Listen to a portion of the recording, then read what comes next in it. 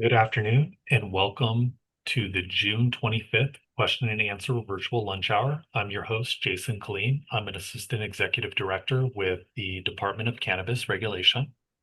At this point, I don't have any additional opening remarks or any reminders for the audience, so we can go ahead and jump right into questions.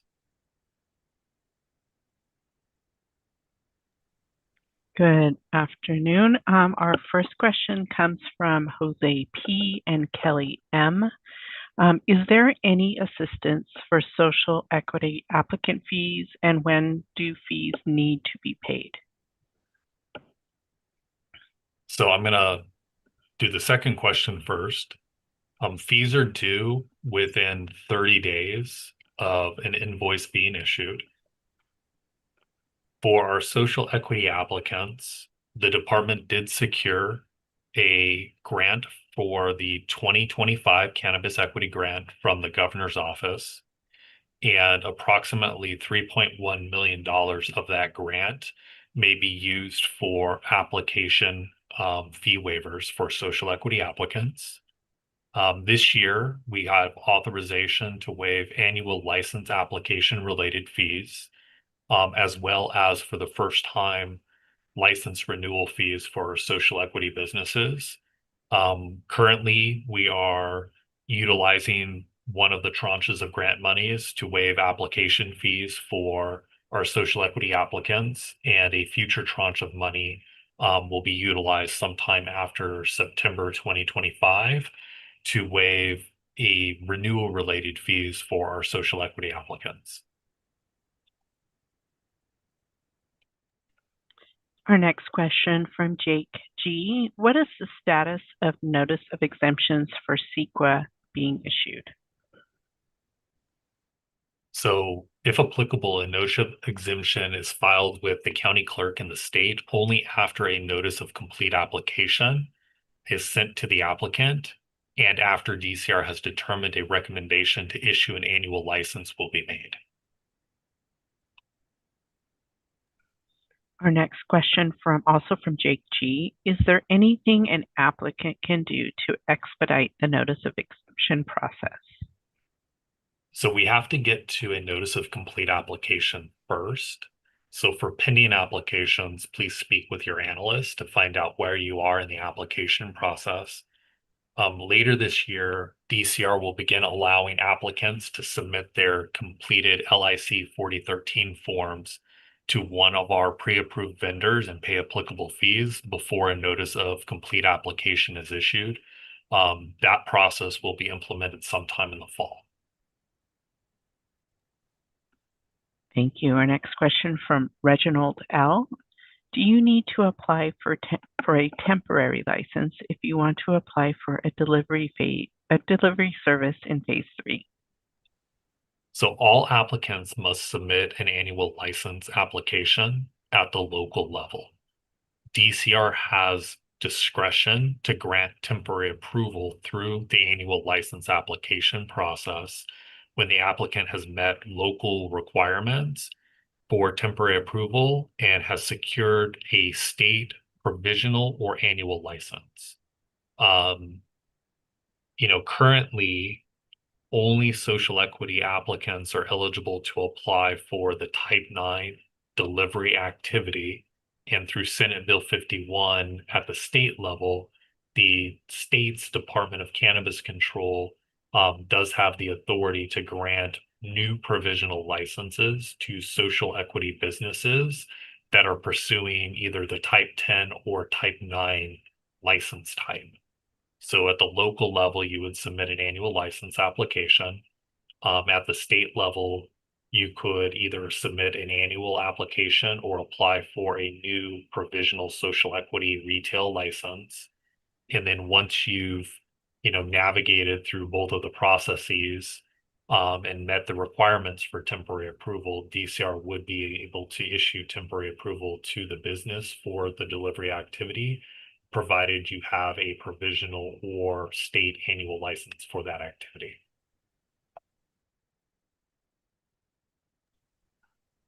Another question from Reginald L. Is there an actual layout of what a facility should be when running a cannabis delivery business? There's no pre-approved floor plans or site plans for any cannabis activity type, but there is a new INT 4001 form available on DCR's website. That's a referral form for applicants that are submitting plans to the Los Angeles Department of Building and Safety to obtain a building permit or a certificate of occupancy.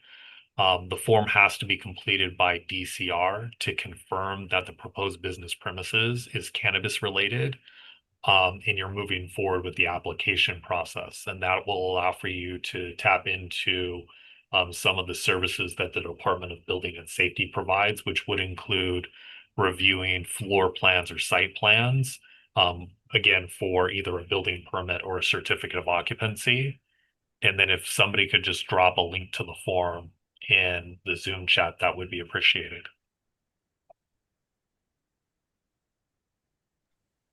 Our next question from Darwin B.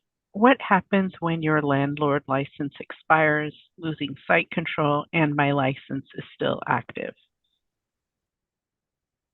I'm gonna make a couple of assumptions here. I'm assuming that the the landlord's lease has expired, not a license. But if a business that loses site control is required to notify DCR, and the business, whether you're an applicant or a licensee, you're required to submit a business premises surrender form. Licensees can, of course, only use licenses as the licensed entity for licensed activities at the licensed location. So a license can't be transferred to another business or to a new location.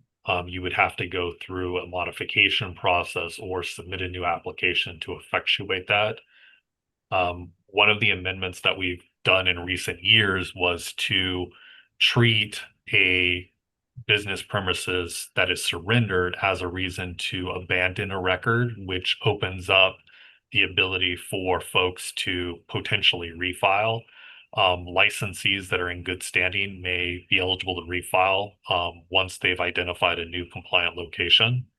And if folks don't know where the form is, if somebody could just drop a link to the business premises surrender form in the chat, I'd appreciate that as well.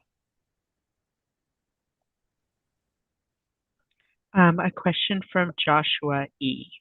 Well, when will the third lottery take place, and when will details become available on the website? DCR originally had planned to conduct the Phase 3 Retail Round 3 lottery in December of 2025. Council recently adopted an instruction for DCR not to conduct that lottery in 2025. City Council is becoming more involved in DCR's operating processes, which include the lottery. And we are required to take direction from the City Council and Mayor. So at this time, we've been instructed not to do a lottery in 2025. Hopefully, we'll be authorized to hold a lottery in 2026, but that could depend on actions taken by our local elected officials. And once we have more details, we will share them as quickly as possible. From Marjet L. Is there a different type of license to become a grower? For folks that are, seeking to grow cannabis plants and harvest those cannabis plants, you'll need a cultivation license.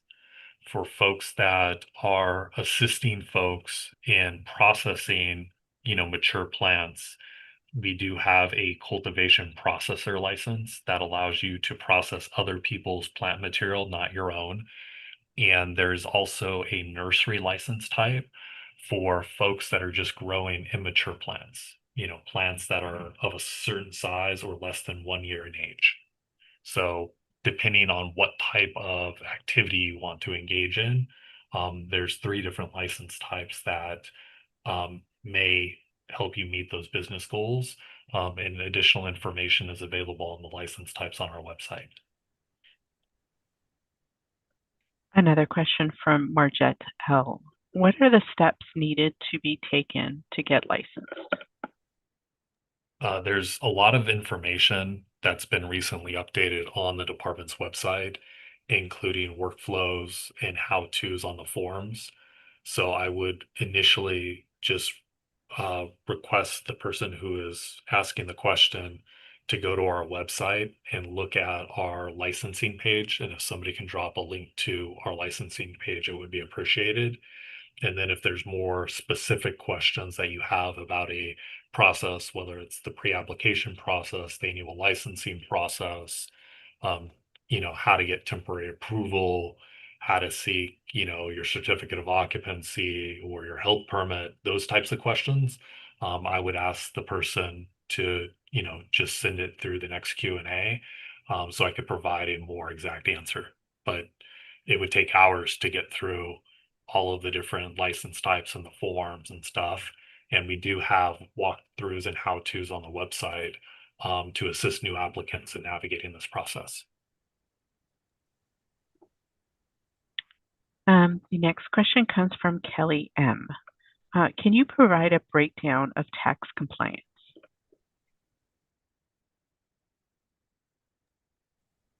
So just gonna the preamble to my response is, DCR is not directly involved in tax collection at the local or the state level, and of course not at the federal level either. So businesses do have obligations to remit taxes to different entities. At the local level, business taxes are remitted to the Office of Finance. They serve as the city's tax collector. At the state level, you have the California Department of Tax and Fee Administration, and sales taxes and cannabis related taxes, whether they're excise taxes or general business taxes, get remitted there. In order to make sure that you're remaining compliant with different taxation entities, you need to make sure that you're, you know, tracking all of your activities and metric, and you're reporting to those taxation agencies the different activities. Locally, the Office of Finance requires businesses to remit their gross receipts on a monthly basis. There, a lot of businesses do upload that information through the Office of Finance's LA tax system, and they do it online. But if you have questions about whether or not you're compliant, DCR unfortunately does not have access to tax compliance information. You would have to either go through the Office of Finance or the California Department of Tax and Fee Administration to see where you stand with them. DCR does ask for folks to, demonstrate that they're in good standing with the Office of Finance if you're looking to make certain types of modifications or apply for activities. And it is a requirement as part of the renewal process. So if finance has previously notified us you're not in good standing, your analyst will most likely refer you back to Office of Finance to address any tax compliance related issues and then provide evidence that you're in good standing. And hopefully that's enough information to address the question. For folks that are social equity entrepreneurs, our social equity team has worked with subject matter experts on tax compliance, and there's a few webinars that are available through the learning management system if you're looking for best practices on how to make sure you are tax compliant. Thank you. Moving on from Jorge T. Because the current state of the cannabis industry, along with regulation changes beginning in December, is DCR considering extending the deadline for Phase 3 Round 1 applicants to refile and the deadline for the 100 lottery selectees in 2022?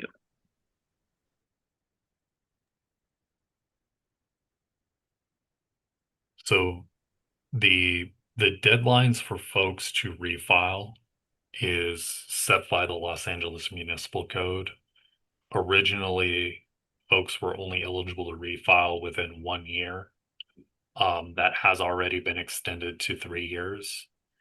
And originally for phase three retail round two, the folks that were selected via lottery in December of 2022, they originally had 1 year to navigate through the pre-application process.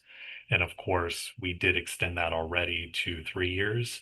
So folks currently have only until December of 2025 to navigate through the pre-application process using the lottery selection those that were granted in December of 2022.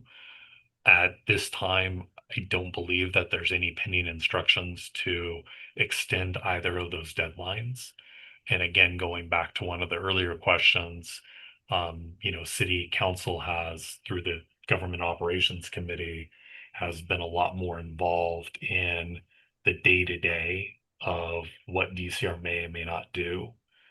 So, if the mayor or city council was interested in extending those deadlines, of course, we would, report back in accordingly. But for those deadlines, because they are set by the municipal code, it would take an effectuating ordinance that would have to be drafted by the city attorney to extending of those deadlines. And the city attorney doesn't transmit ordinances for council consideration without a express direction or instruction from the mayor and city council. So at this time, I'm not aware of any plans to, you know, extend those deadlines. But of course, motions and report backs could change that at any time. From David K. What are the pros and cons of being part of the social equity program as tier 1 or 2 compared to tier 3 generally?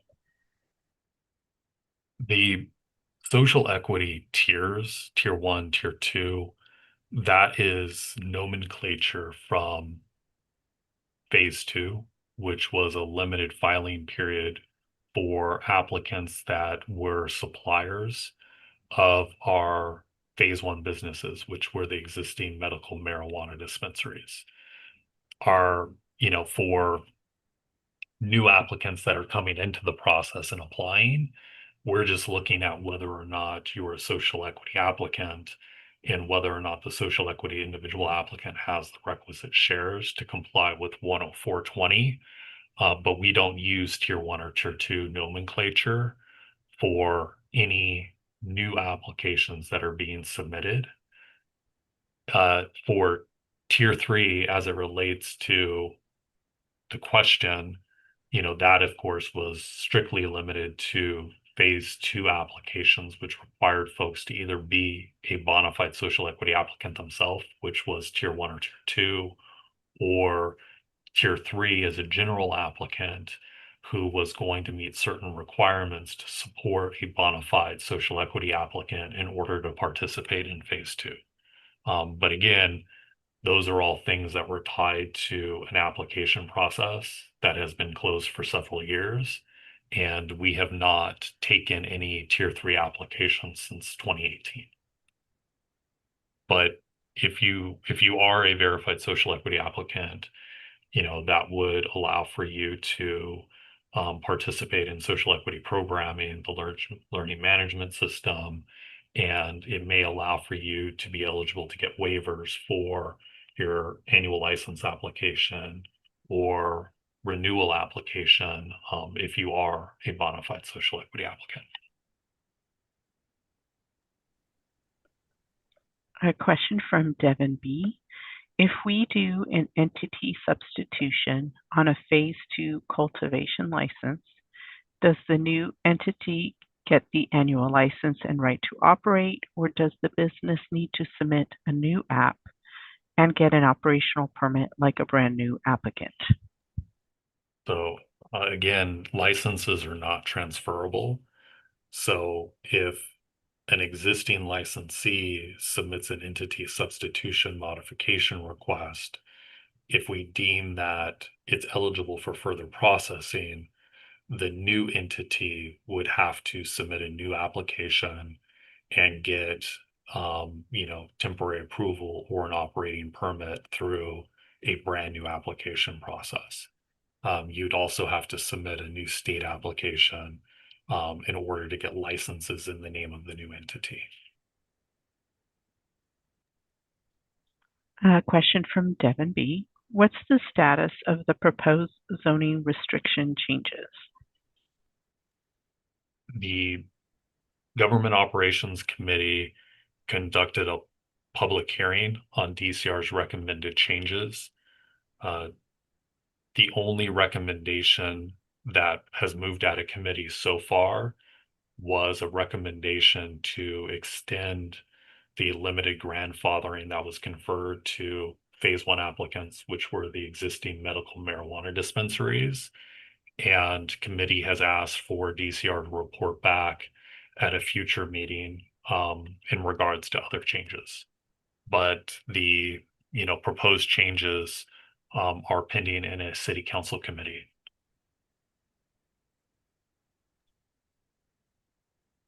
Thank you.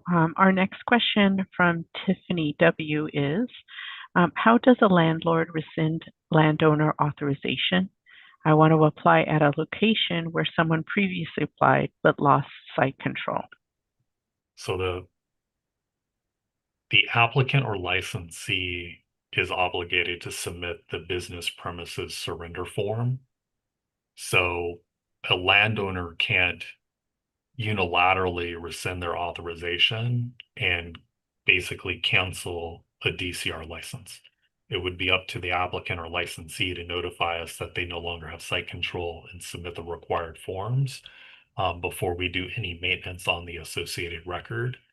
I would assume that this is probably tied to a landowner who has either allowed a lease to expire or has taken some type of eviction step against a type 10 applicant, because our type 10 applications are the only ones that are required to be distanced from one another. Other business types and license types can be co-located on the same business premises. But if you want to apply at a location that currently has a PIN on our licensing map, the existing applicant or licensee is going to have to submit that business premises surrender form. Their record will have to be abandoned or expired before the PIN gets removed from our licensing map, and we would consider a different applicant there. This question comes from Jerry A. Does DCR have data or collect information on how many illicit facilities there are in and around LA? Is DCR looking at numbers to see how they are affecting taxes to the city? I appreciate the question. Both of the questions are associated with functions that are outside of DCR's direct purview. So DCR does not independently have data or collect information about the number of illicit facilities that may be operating in and around LA. We get data from the Los Angeles Police Department for locations within the city of Los Angeles. We don't have any data sharing agreements with the county sheriff's department or any other of the local jurisdictions within the county, Beverly Hills, Long Beach, etc. So we don't have data for any of those jurisdictions. Separately, we are not the tax collection agency for the city of Los Angeles. So identifying what taxes could be collected if the number of unlicensed businesses decreased, or the number of those unlicensed businesses were allowed to apply for licenses. We are not best suited to respond to that question. That would be something that would most likely involve the Office of Finance or the Office of the City Administrative Officer, which makes budget recommendations to the mayor and city council, and they're really the financial arm for the city. It would be one of those two offices that would be best suited to, talk to any type of taxation related issue for unlicensed businesses, or what would happen if we allowed for more businesses to come in. A question from initials MS. Can general, sorry, let me start that again. Can the general public apply for delivery and nursery licenses beginning January 2026, or will those activities be limited to social equity through 2031?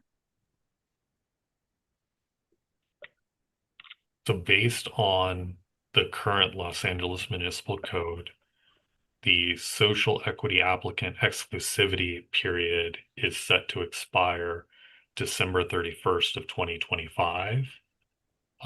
If there's no change made to the municipal code, then DCR would be able to accept applications from general applicants for delivery and nursery beginning in January of 2026, or whenever the DCR licensing portal is updated to facilitate applications from general applicants for those activities.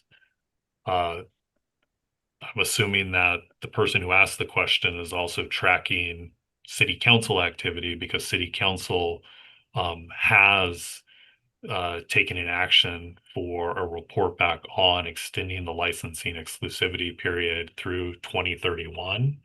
And within the last 2 weeks, city council adopted a request to have the city attorney's office, you know, make a draft ordinance to effectuate that intent, which of course would have to be, scheduled for a public hearing and go through the committee hearing process before it would become law. So right now, the exclusivity period is set to expire at the end of the calendar year. City council may take an action to adopt an ordinance to extend that out. But I can't speculate whether or not it would be adopted or what the implications would be if they do adopt it. Thank you, Jason. This question also comes from MS. Can you let us know what the different applicant types and different record statutes one should expect to pay this fall for the 2026 renewals?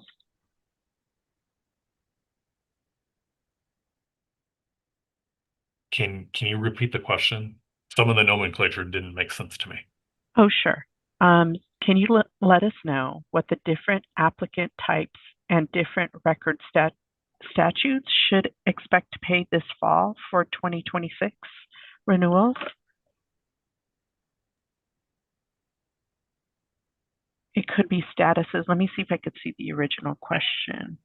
I'm going to try to answer it in the context of the renewal process, and hopefully it addresses the question. So we have different types of records in our system. You have pending applications that have been issued a status of local compliance in a way. So you filed your application, you have the ability to start your state application, but you don't have a license to operate. People have to renew those records on an annual basis. At the start of the renewal process, which is the beginning of September, if you have a status of local compliance in your way, you would renew your record. The renewal fee paid would be for updating the record to make sure that it complies with the requirements for 2026. And that fee is less than somebody who would, in the second example, they have a temporary approval. So they have a temporary license at the local level, but they haven't received their annual license. Those are folks that do have a local license that would allow them to operate.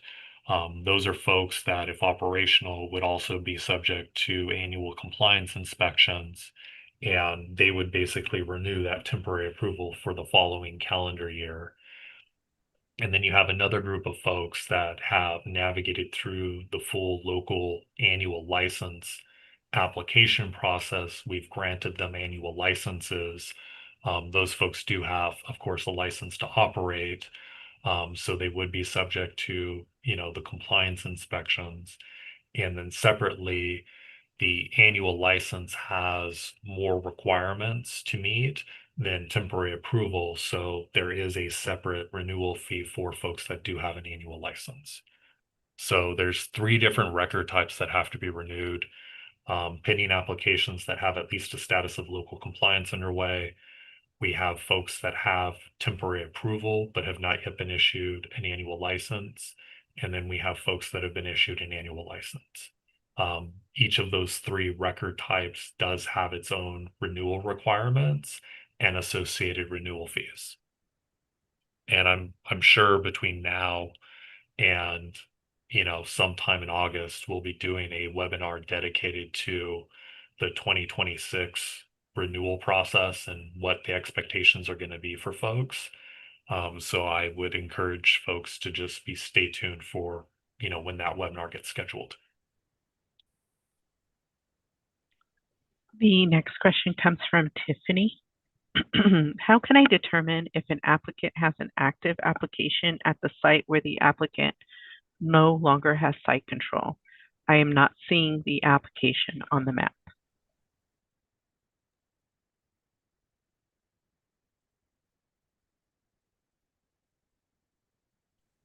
For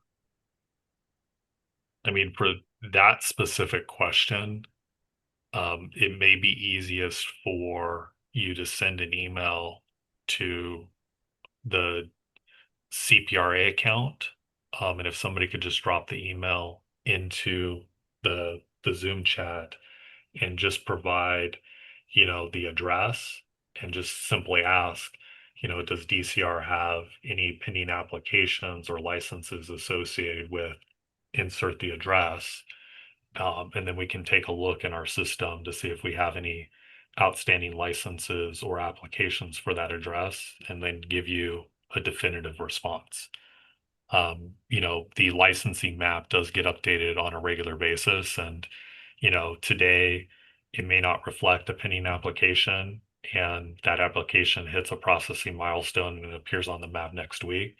It is a dynamic map. So if you are looking for a definitive answer about whether or not something's pending at an exact location, sending it to DCR or CPRA request at lecity.org is your best bet. Because if there's nothing assigned or pending at a location, there's no analyst to respond to you. So if you just go through the general DCR licensing, it's not going to get routed to somebody who could answer it. But if it goes to the CPRA account, we'll make sure it gets handled. This next question is a follow-up from Tiffany. What happens if there's no pin on the map and two applicants submit at the same location? So the rules for what happens are governed by LAMC section 105. Before an annual license application can be submitted, a prospective applicant has to go through a pre-application review process. During that review, we're checking to see if the proposed location is properly zoned and distanced from sensitive uses or sensitive uses and other businesses if it's for the retail storefront activity. There's nothing that precludes more than one prospective applicant from having pre-applications get deemed eligible at the same location. But it's the first applicant to actually pay either a business premises modification relocation fee or to pay their annual license application.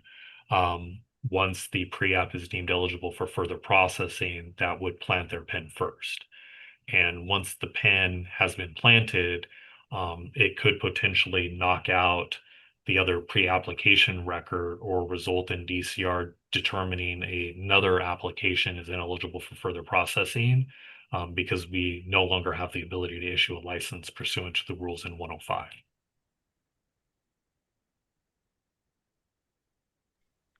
Our next question from Pharrell M. How strict are the zoning radius rules for potential properties that may be in the radius but only by a tiny fraction as shown on ZEMAs? Is it worth applying to see if the property passes the land use check?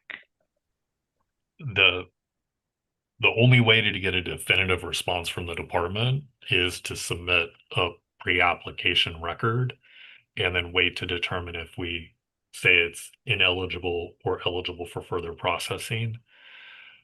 Um, the rules in LAMC 105 are there's different rules. So if you're applying for the retail storefront, you have more sensitive uses that DCR has to consider than non-retail activities. And we also have to take into account, other type 10 applicants. The rules when measuring, it's, the closest exterior wall from one type 10 licensee to the closest exterior wall to another type 10 licensee. So, if a portion of the parcel is within the 700-foot buffer, but exterior wall to exterior wall, it's more than 700 feet, um, that business premises may comply. For non-retail, it's 600 feet.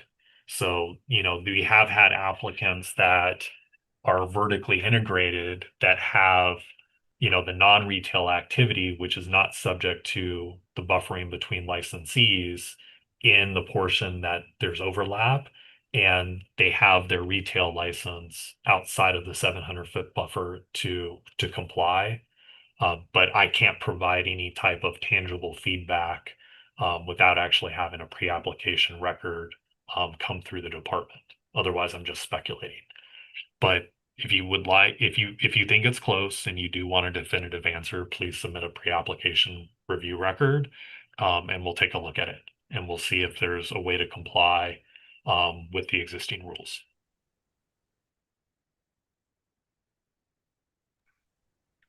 Here's a question from MS.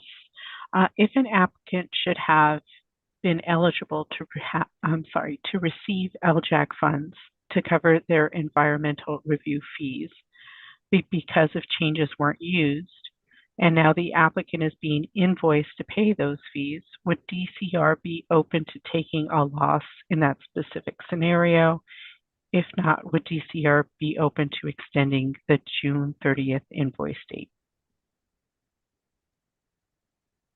Well, I mean, for the second question, DCR can't take a loss. We're a full cost recovery department. The LJAG performance period ended March 31st of 2025. So we no longer have access or the ability to utilize any of those funds to pay for environmental review fees that were not part of the process or waived on or before March 31st of this year. Um, it sounds like it's record specific. So, DCR does have the discretion to do fee deferrals for, certain types of applicants. So I'm not sure who the prospective applicant is or if this is a real scenario or what's pending that's kind of triggering this June 30th invoice date. So I would recommend that that person reach out directly to their analyst, and let it, if the analyst can't answer the question, let it get, um, sent to a supervisor or manager for further review. But DCR can't take a loss or subsidize application fees for one applicant using, fees paid by another applicant. That's just not acceptable. And for those specific funds, we're already more than 2 months outside of the performance period. So there's no way to like backdate anything or, we're already submitting all of the final documentation to the state. So that grant period and grant fund is actually closed for all intents and purposes. Thank you, Jason. This is another question from MS. There's different parts, so if you need me to repeat any part, let me know. If a business currently has TA but want to relocate, would they need an operating permit at the new location in order to conduct business, or can they still receive TA at the new location? And then they go on to say, would this be any different whether the licensee does relocation modification versus letting the license expire and refile at the new location? So I'm going to answer the last part first. There's no difference between a business premises relocation, which once we determine that the new business premises is eligible for further processing, you would submit a new application at, or you refile, which results in you submitting a new application. So the process and the answer is going to be the same either way. Your ability to receive temporary approval at the new location is going to depend on whether or not you can meet the requirements for temporary approval and demonstrate that you have a state license for that activity at the new location. And it doesn't matter if it's a state provision or a state annual. You need to demonstrate that if we granted you temporary approval while you work towards getting an operating permit, you have the corresponding state license to allow you to lawfully operate.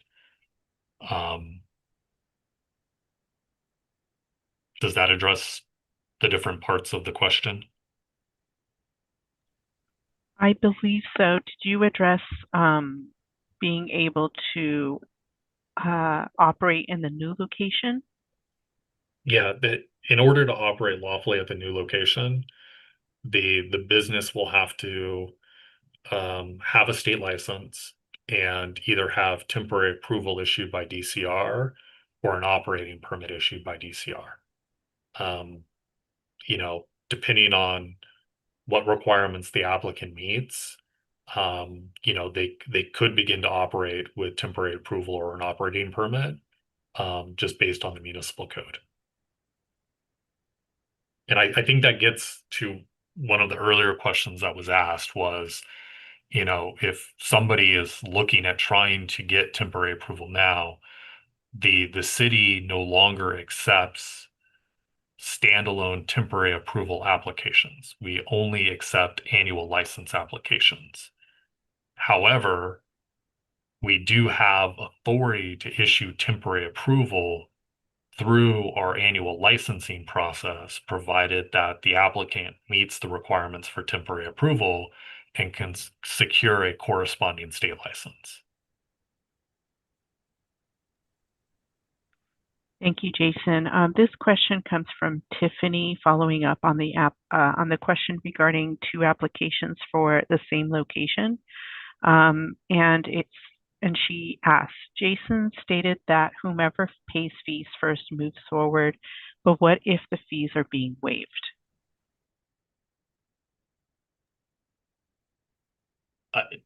Whether it's the actual payment of fees or the application of a fee waiver, whichever happens first. If a fee waiver is approved and applied, that constitutes payment of the fees. With the grant monies, depending on whether or not DCR has funds to provide a waiver or we're waiting for the state to distribute funds, will affect the timing. Like if you want to wait to have a waiver be applied for the fees that are assessed, and it's going to be 6 weeks until we get a new tranche of money from the state to provide those waivers. If somebody else were to pay their invoice first, they would effectively plant their pin before your fees were paid via waiver. So you'd have to make a business decision about whether or not you want to wait for funds to come in from the state to allow for a waiver to be applied, or if you want to make a business decision to secure the location and you're just going to pay the application fees yourself. The next one is a follow-up question from MS regarding renewal fees. And the question is, if a licensee has a LIC record with multiple activities, does the new fee study say that they will pay a total of $16,643 to renew all activities? And that also includes compliance inspection fee? Until the draft ordinance gets transmitted by the city attorney and council actually adopts the draft ordinance, I can't say for certain what's going to be, what fees are going to be utilized for September of 2025. There has been a lot of commentary and discussion about whether or not social equity applicants would, pay the original fee and grant funds would be used to pay the delta between the original fee amounts and the new fee amounts in the study. There's just too much, moving right now for me to provide a definitive answer. And it's an answer that I will hopefully be able to provide when we actually do the webinar on the 2026 renewal process. Next question comes from Amaya. Can you confirm whether social equity applicants will continue to receive fee waivers after the 3.1 million cannabis equity grant runs out in 2026? If not, what is DCR's plan to prevent sudden financial burden on equity license holders? So Dr. Brown and the social equity team, in conjunction with the department's admin team, apply for every grant available. If the governor's office makes a cannabis equity grant available for calendar year 2026, we will apply for it. And if we're awarded funds, we'll expend them in alignment with that grant agreement. The governor's office has been, very generous in making these cannabis equity grants available to local jurisdictions. And Dr. Brown, her team, and the admin team have done an amazing job in securing the maximum grant award year after year. And I hope that would continue, which would allow for us to have a pot of money to continue to provide fee waivers to our social equity applicants. If grant money has been exhausted and there are no other grant monies available, DCR does not have a pot of money currently to allow for fee waivers to continue. If the mayor and city council wanted to provide a general fund subsidy to continue a fee waiver program or to provide some other type of financial relief to social equity applicants, they're the only ones that have the authority to do that and direct general funds for that purpose. So I'm just going to be hopeful and hope that we, receive another CEG grant award for 2026 and we're able to continue to provide additional fee waivers through the usage of grant monies. But once the existing $3.1 million has been exhausted, we do not currently have another source of monies to provide waivers. So we would stop issuing waivers until another source of funds is identified, whether it's future grant funds or the general fund.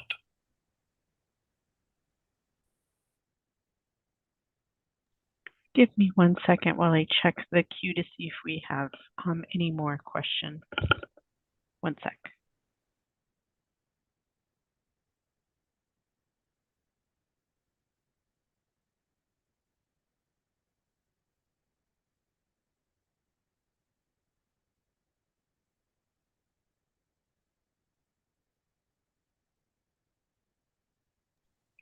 Thank you so much, Jason. I think we are good on questions.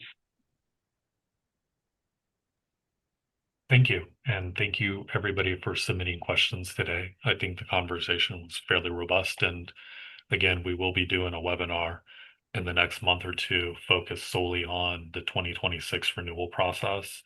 And that'll give folks another opportunity to ask questions related to the renewal process and, get information from the department about what that process will look like. Thank you all for coming today, and our next Q&A virtual lunch will take place on Wednesday, July 30th at noon. So look forward to answering more questions then. Thank you, everybody. Goodbye.